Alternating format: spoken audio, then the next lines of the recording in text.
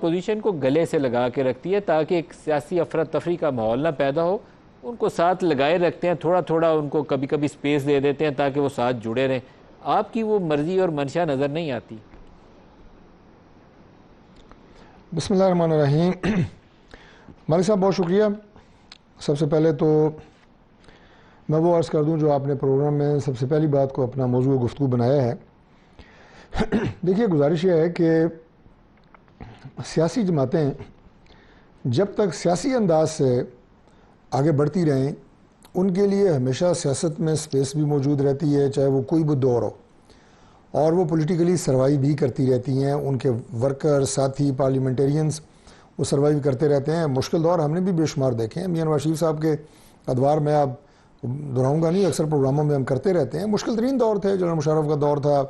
اس کے بعد آپ دیکھیں جو 2013 اور 18 کا دور تھا وہ بھی مشکل دور تھا. اس سے پہلے جب بی بی کے ساتھ ہی واز پرائم منسٹر, اس وقت جس طرح انہیں نکالا گیا, تو یہ ساری باتیں ہیں. اور اس کے ساتھ پارٹی وہ فائٹ بھی کرتی رہی لیکن پولیٹیکل انداز سے. ہم نے جو ابھی پچھلا دور دیکھا جس میں میاں نواز شریف صاحب کو سپریم کورٹ سے ڈسکوالیفائی کیا گیا, اس میں بھی بڑی سختیاں تھیں عمران خان کے دور میں, لیکن ہم نے سیاسی انداز سے کوئی دوسرا راستہ اختیار نہیں کیا. مختصر کرتا ہوں, غلط کہاں پہ ہوئی ہے پاکستان تحریک انصاف, جب انہوں نے سیاسی جماعتوں سے سیاسی میدان میں لڑنے کی بجائے عسکری اسٹیبلشمنٹ کے ادارے اور جو ریاست کے ادارے ہوئے ان سے لڑنا شروع کر دیا براہ راست. دوسری بات, جو ان کے بیٹھے ہوئے ہیں سوشل میڈیا کے اوپر, YouTubers, trawlers, social media handlers, انہوں نے اداروں کی, ملک کی, ریاست کی, عدلیہ کی, ہر چیز کی تہس نہس کر دیا اور آخری حد تک چلے گئے. اور اس سے ہمارا صرف پولیٹیکل فائبر نہیں بلکہ ہمارا معاشرے کا جو سوشل فائبر ہے وہ بھی بری طرح متاثر ہوا ہے. اس میں کوئی دو رائے نہیں ہے.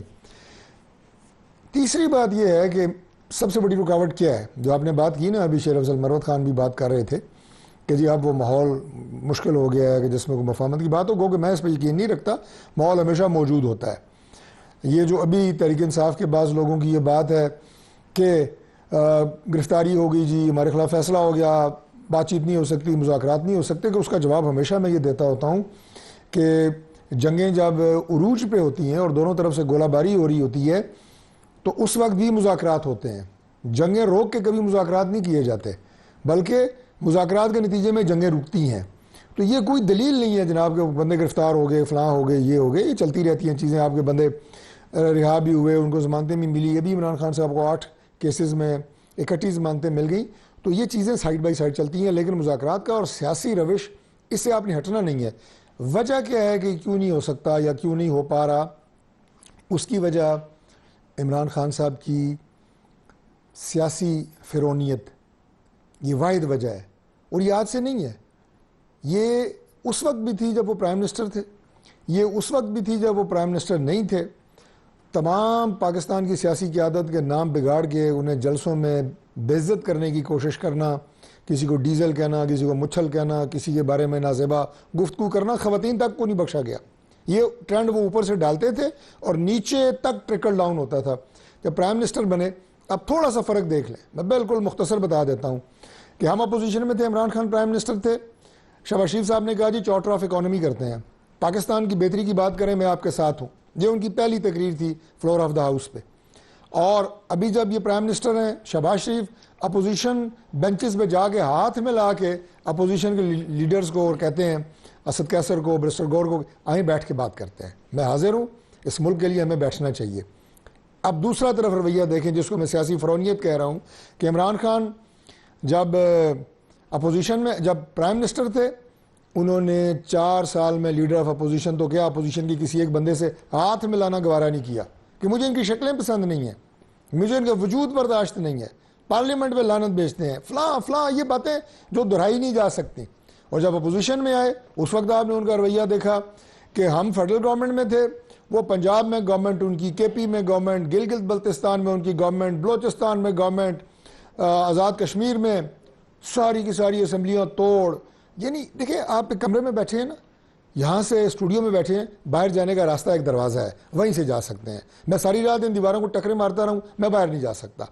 تو یہ جو دروازے کی میں بات کر رہا ہوں نا, یہ دروازہ ہے سیاسی دروازہ, اور یہ موقع کوئی ایک دفعہ نہیں ان کے پاس آیا.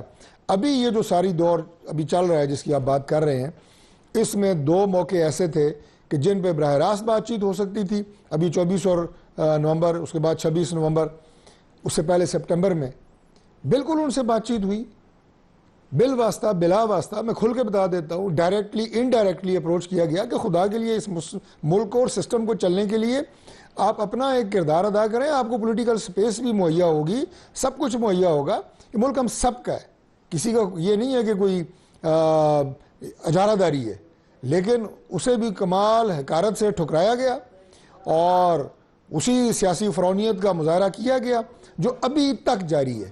میں سمجھتا ہوں کہ اگر سیاسی انداز سے آج بھی تحریک انصاف فیصلے کرے گی تو سپیس بھی ہوگی, سیاست بھی ہوگی, ملک بہتر انداز سے آگے چلے گا.